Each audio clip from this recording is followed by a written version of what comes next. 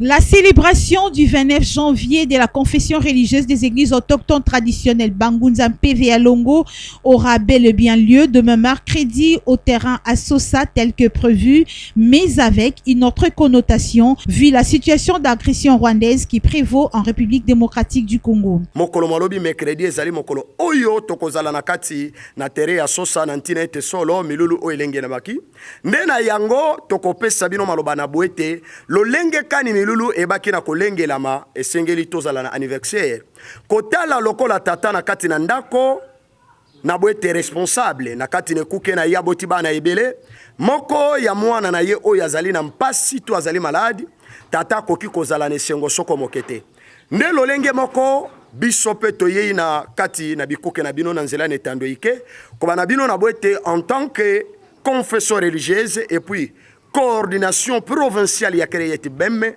tozali ne sengote kolandisa mama emazali koleka na mokili ya este nde tolobi na boete milulu o elengela maki lobi pona kwa ko sepela pona anniversaire dorénavant toko fêter lisusu anniversaire ya Créete Bemme to ezali 4e année existence mais plutôt lobi na tere ya Sosa toko ya pona ntinete ya kosenga pour toute une fois bangunza toloba un mot pour ce qui se fait à l'est du pays. Mabelo yo bino boko lukaboka bulezali mabele ya bankoko na biso. Nos ancêtres ont souffert. Bakata bango mitu bakata bango maboko pona koloka intégrité mboko na biso pe koloka kimia na territoire ya Congo.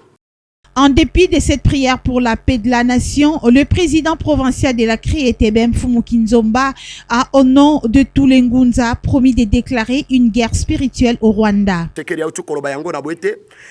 tant que tate molimo nazo lancer appel na bande ko na biso nyonso ba congolais oyo babika kana mboka Kigali précisément na Rwanda to sali appel na bolingo yonsu ya tata mokili pe na bolingo ya mvuluzi mfumu kimbangu de ntungunwa bo libérer mabele ya Rwanda bo regagner mabele ya bankoko na bino. Pourquoi le président de la République a lancé appel na boete bobima? Pourquoi nous allons attaquer? Bako attaquer pourquoi wana na système ya armée. Nous aussi ba totoni pe lokola ba traditionnel, je dis et je répète en tant que président provincial ya Bangunza nyonso. Na lobi na boete bande ko na biso ba congolais résident à Kigali bobima na Kigali to pesi bino kaka 24 heures bobima na Kigali. Biso to déclarer guerre spirituelle.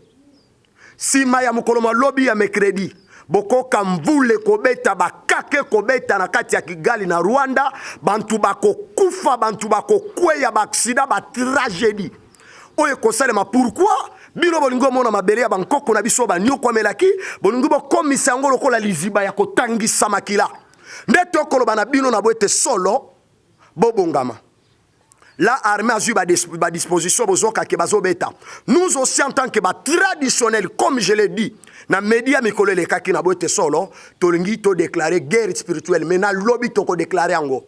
Le représentant légal de Kintuadi Kiabanunga Mumwanda Velela et président provincial de la Créete Bemme ville de Kinshasa, Fumukinzomba, a conclu son mot par l'appel à tous les Ngunza et a invité à cette manifestation à rehausser de leur présence les terrains à Sosa. Car, contre toute attente, cette manifestation aura bel et bien lieu, mais sous le label de la prière pour la nation.